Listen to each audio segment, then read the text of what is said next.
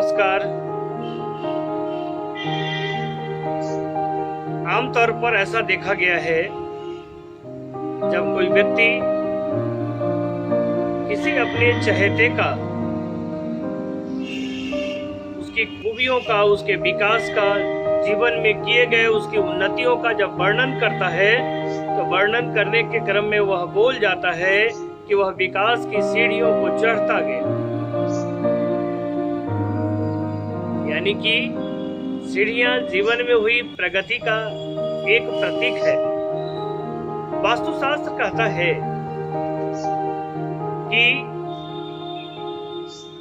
जब आप गृह निर्माण कर रहे हो और घर की सीढ़ियां का निर्माण करना हो तो निश्चित रूप से वास्तु सम्मत सीढ़ियां बनानी चाहिए। इससे जीवन में हर प्रकार से उन्नति मिलती है। प्रकृति का अपना नियम है और उन नियमों से छेड़छाड़ करने का हमें कोई नैतिक अधिकार नहीं है। पृथ्वी अपने अक्ष पर घूमती है और पृथ्वी जिस दिशा में घूमती है उस दिशा में सीढ़ियां का निर्माण होना चाहिए, सीढ़ियों का निर्माण होना चाहिए। सीढ़ियां भी उसी दिशा में घूमनी चाहिए। लोकाचार में दक्षिणावर्त सीढ़ियों का प्रावधान आया है। जब कभी हम सीढ़ियां बना रहे हो तो हमें दक्षिणावर्त सीढ़ियां बनाना चाहिए, जिसे हम क्लॉकवाइज सीढ़ियों के रूप में बोलते हैं। लेकिन जिन दिनों घड़ी का कोई प्रयोग नहीं किया जाता रहा होगा, उन दिनों वास्तुशास्त्र की रचना हुई थी और उन दिनों क्लॉकवाइज बोलने का कोई प्रचलन नहीं था। आप जब YouTube खोलेंगे और YouTube पर देखेंगे तो आपको अधिकतम वास्तुशास्त्री आपसे कहते हुए मिलेंगे कि क्लॉकवाइज सीढ़ियां बननी चाहिए। मेरा मानना है कि पृथ्वी जिस दिशा में गति करती है, जिस दिशा में घूमती है, उस दिशा में सीढ़ियों का निर्माण होना चाहिए। यदि पृथ्वी के घूमने की विपरीत दिशा में हम सीढ़ियां बनाते हैं तो प्रकृति के नियम के विपरीत होगा, जिस कारण से बहुत सारी परेशानियां उत्पन्न होंगी। आइए आज हम लोग इस एपिसोड में समझने का प्रयास करेंगे कि आपके भूखंड के किस कोने में, किस दिशा में सीढ़ियां बनती हैं, तो आपके लिए होगा बहुत ही लाभकारी, गुणकारी, प्रभावशाली, आपके व्यक्तित्व का विकास करेगा, आपके जीवन में खुशियां लाएगा। और सीढ़ियां हम कहाँ बनाएंगे तो बहुत सारी परेशानियों का सामना करना पड़ेगा। आइए इसको समझने का प्रयास करते हैं। वास्तुशास्त्र कहता है कि दक्षिण पश्चिम का दिशा सीढ़ियों के लिए सबसे उपयुक्त माना गया है। आपको पता है, मैंने पिछले कई वीडियो में बताया है कि दक्षिण पश्चिम कोने के स्वामी राहु केतु होते हैं। यह गृह स्वामी का कोना है, यह पृथ्वी तत्व है। यह कोना थोड़ा भारी होना चाहिए। यदि इस दिशा में हम सीढ़ी का निर्माण करते हैं तो घर में आएगी स्थिरता, धन स्थिर रहेगा, चित्त स्थिर रहेगा, सामाजिक कार्यों के उद्देश्यों की पूर्ति होगी और सब प्रकार से अच्छा होगा।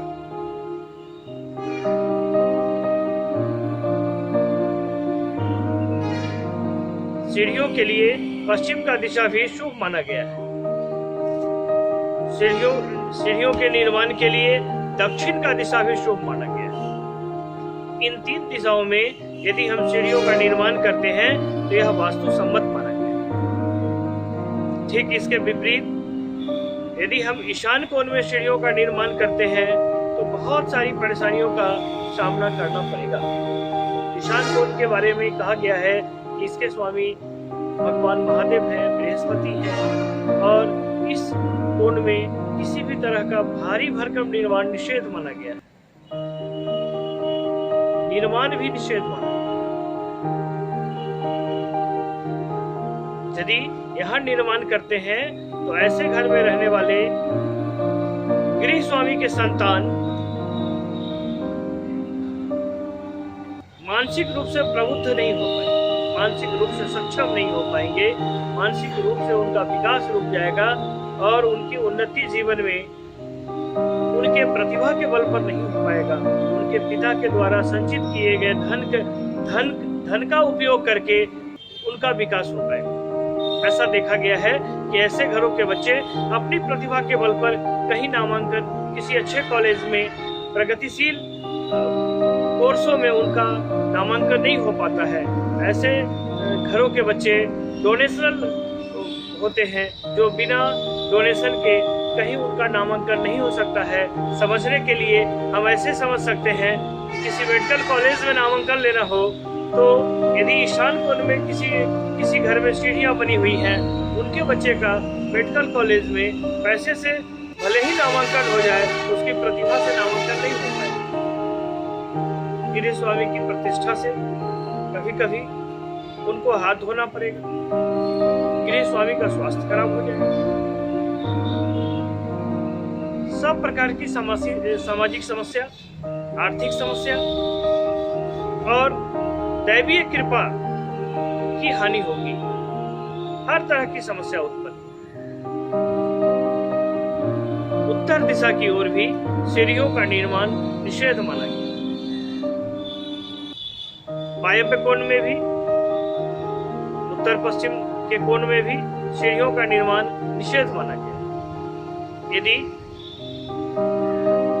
उत्तर पश्चिम में सीढ़ियों का निर्माण हम करते हैं तो यहाँ वास्तु दोष उत्पन्न होगा। आपके सभी सगे संबंधियों से आपका रिश्ता खराब हो जाएगा।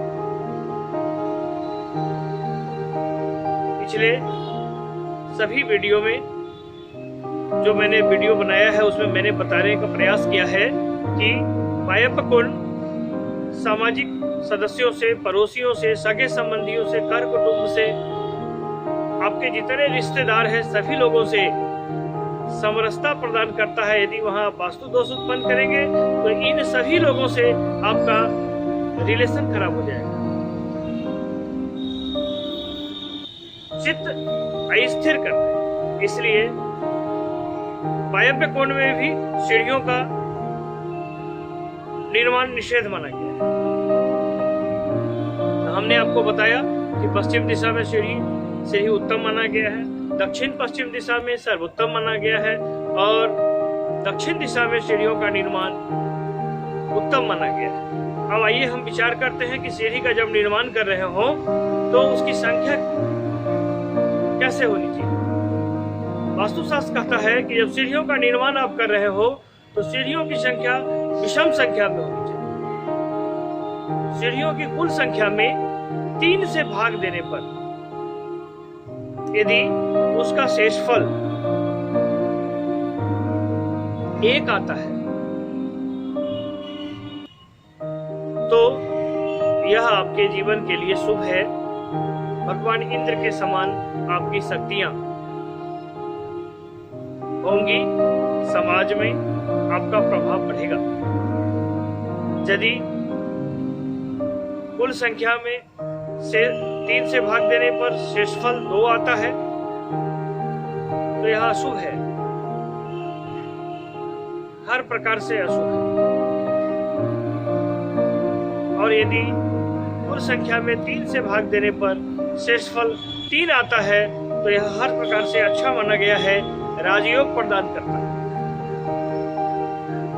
इसलिए जब भी हम कभी सीढ़ी का निर्माण कर रहे हो तो हमारा यह प्रयास होना चाहिए कि यह निर्माण वास्तु सम्मत हो तो यह ज्यादा प्रासंगिक होगा, ज्यादा अच्छा होगा। आइए विचार करते हैं कि सीढ़ियों के निर्माण करते समय हमें ख्याल रखना चाहिए कि सीढ़ी के नीचे क्या होना चाहिए और क्या नहीं होना चाहिए। यह विचार करने योग्य है। विज्ञान कहता है कि गृह निर्माण में सबसे कमजोर पक्ष होता है सीढ़ियां, क्योंकि सीढ़ियों का निर्माण बालू, सीमेंट और लोहे से होता है और लोहे का जो जकड़न रहता है पूरे मकान में वह सबसे कमजोर स्थिति सीढ़ियों की ही रहती है। आप जब भूगोलवेत्ताओं की कथा जब सुनेंगे, जब भूकंप पर वे बोलते हैं तो बोलते हैं कि जब कभी भूकंप हो तो सीढ़ियों से और लिफ्ट से नहीं उतरना चाहिए। ज्यादा भय रहता है सीढ़ियों के टूटने का, क्योंकि गृह निर्माण का सबसे कमजोर पक्ष होता है सीढ़ियां। जब कभी भूकंप होंगी तो सीढ़ियों के टूटने का भय रहता है। इसलिए वास्तुशास्त्र भी कहता है, विज्ञान भी कहता है और भूगोल भी कहता है कि सीढ़ियों के नीचे कभी भी शौचालय नहीं बनाना चाहिए, सीढ़ियों के नीचे कभी भी रसोई घर नहीं बनाना चाहिए और सीढ़ियों के नीचे पूजा घर नहीं बनाना चाहिए, ऑफिस नहीं बनाना चाहिए, तिजोरी नहीं रखना चाहिए, कबाड़ नहीं रखना चाहिए, जूता चप्पल नहीं रखना चाहिए, एक्वेरियम नहीं रखना चाहिए। सीढ़ियों के नीचे स्टोर रूम का प्रावधान है। आप स्टोर रूम रखेंगे तो आपकी प्रगति होगी, सब तरह से विकास होगा, लेकिन ये ख्याल रखना है कि सीढ़ियां वास्तु सम्मत होनी चाहिए, यानी कि पश्चिम दिशा, दक्षिण पश्चिम दिशा और दक्षिण दिशा में यदि सीढ़ियां हैं तो आप उसके नीचे स्टोर रूम बना सकते हैं।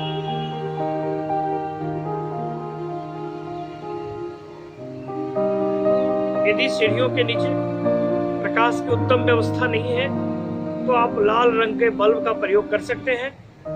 अन्य किसी भी रंग के बल्ब का प्रयोग निषेध माना गया है। यदि आपके घर में सीढ़ियां वास्तु अनुकूल नहीं बनी हुई हैं, वास्तु दोष उत्पन्न हो गया है, तो आइए विचार करते हैं। हम लोग देखते हैं कि ऐसी परिस्थिति में हमें वहां क्या टोटके अपनाना चाहिए ताकि वास्तु दोष से मुक्ति मिल सके। कहावत है, ऐसा चर्चा आया है शास्त्रों में कि समुद्र मंथन के समय भगवान विष्णु ने सुमेरु पर्वत के भार को अपने पीठ पर धारण किया था